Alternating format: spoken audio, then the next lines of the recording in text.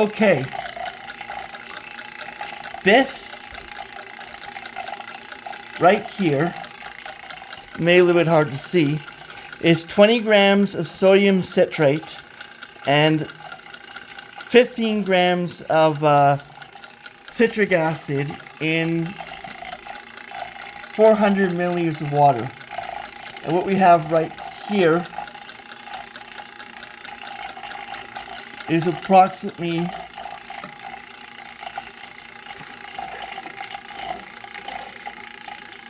400 milliliters of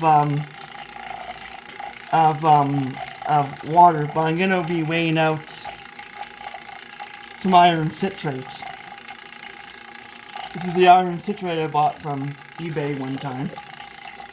And I'm going to be weighing out a lot more. I'm going to weigh out quite a lot of it because it's needed. It's kind of needed for what I need it for.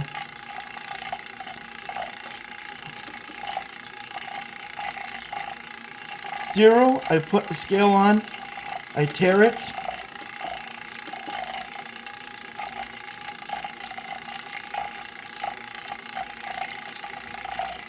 $18 grams of iron ammonium citrate, 31 grams. I think I should go for a little bit excess.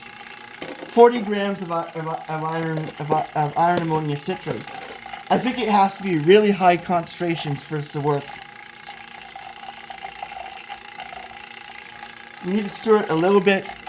Here's the solution I'm dealing with.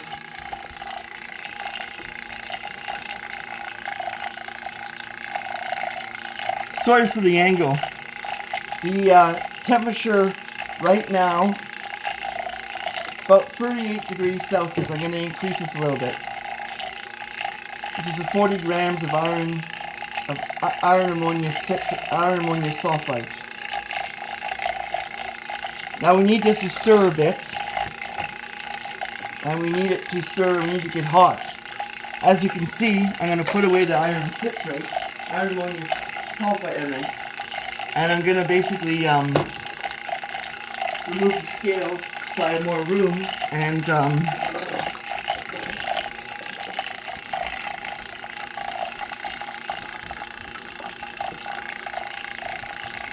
sorry, I don't have a really good. This is as low as it can go, but as you can see, that is my scale. That is my stir rod device in the beaker. This is 400 milliliters. What I'm trying to do, as you can see, this is the citrate, ammonium sulfide, and what I'm gonna do is get some pipettes and slowly pipette that in slowly a period of time. If you add it if you add the solution of the citrate, sodium citrate buffer, it doesn't work well. So I gotta check for that. One more I have a different area.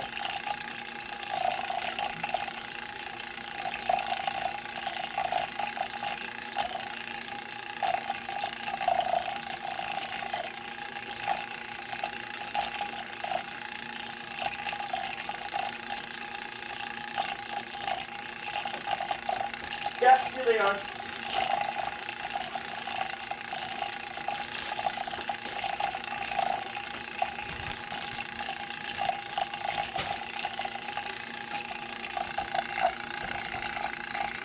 A little bit hard to see, but here's a pipette so I can draw in a small amount of volume.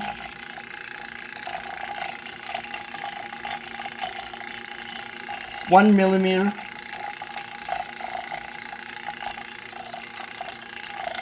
2 milliliters,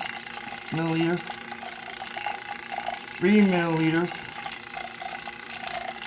4 milliliters, 5 milliliters, 6 milliliters,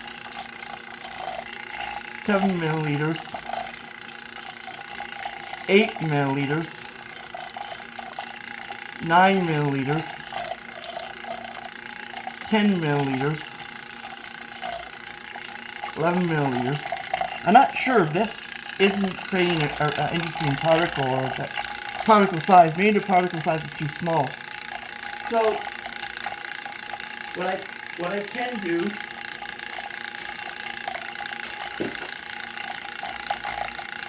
is get some paper and see if it does that. This might be a nanoparticle failure, which might be more interesting than it is success. I think it might be too dilute or it doesn't react at a high concentration. But I did it before, it had a very, very high concentration, but I think it's too diluted. But I gotta get some paper to show you what it looks like when I put it on the paper.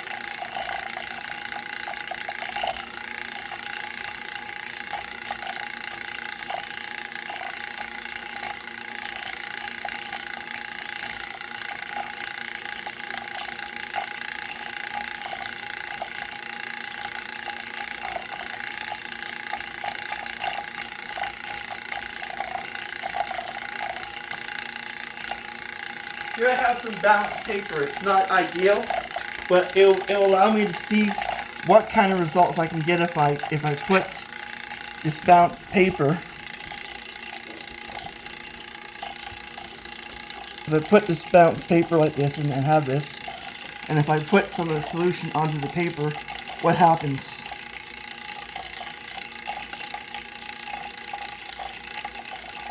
Is it actually giving me a result? I think the nanoparticles are way too dilute, but I'm going to add a bit more iron sulfate right here to try to get the solution to work better. I think maybe I have to add more iron sulfate and try again. Iron ammonium sulfate.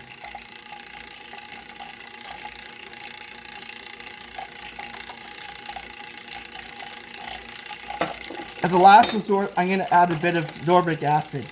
I think the ascorbic acid might be a key. Because I'm just randomly experimenting around with this, I'm going to come back with ascorbic acid.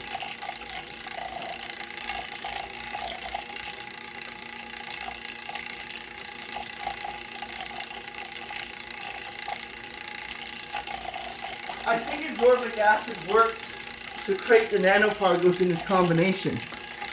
So I think that the nanoparticles need free chemicals, it needs a little bit of a buffer, so I'm going to add a very, very, very small amount of ascorbic acid to the solution, and then pipette it in. That would be enough. That was about 5 grams. I weighed out before with my with the scale how much a teaspoon gives me. It's roughly about 5 grams. So now it's a buffer. Maybe I should try this again with ascorbic acid and attempt to do this. But I don't think anything is working. I'm not quite sure why. And it is quite hot. 37, maybe the temperature isn't high enough. This is interesting because this didn't work as what I wanted to do. But it is an interesting thing. I'm going to leave it at this as a failure because I thought it might work, but it's definitely not producing any good particle size I need it for. He's not doing anything. I thought maybe it would pick up something, but it's not. It did work before, but I think my concentrations aren't really high enough. I did use before it was this solution, but I'm just not sure what's going on. I have no idea what's going on with this. As a final step, maybe I will add this solution that's hot.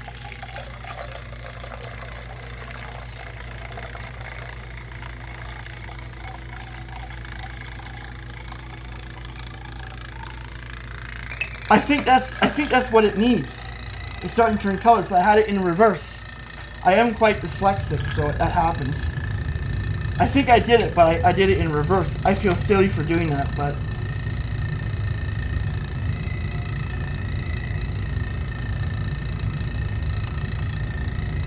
it's wet, but it should still work.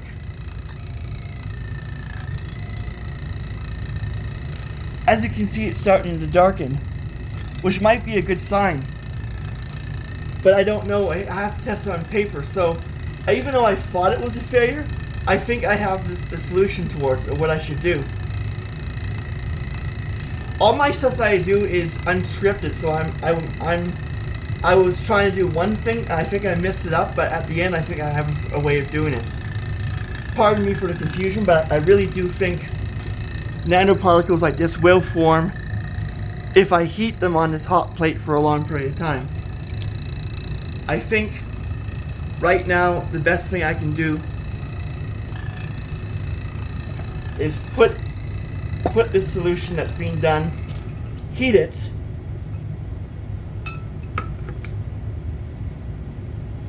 turn it on. Now I don't know what this will do, but I think heating it to a certain degree for hours will increase the concentration. I think it just needs a degree of heat. I'm going to increase the stirring, and I'm going to increase the heat temperature. Now this will work, it's just that I need this to sit around for a couple hours on this kind of heat. I think I found a solution to it too.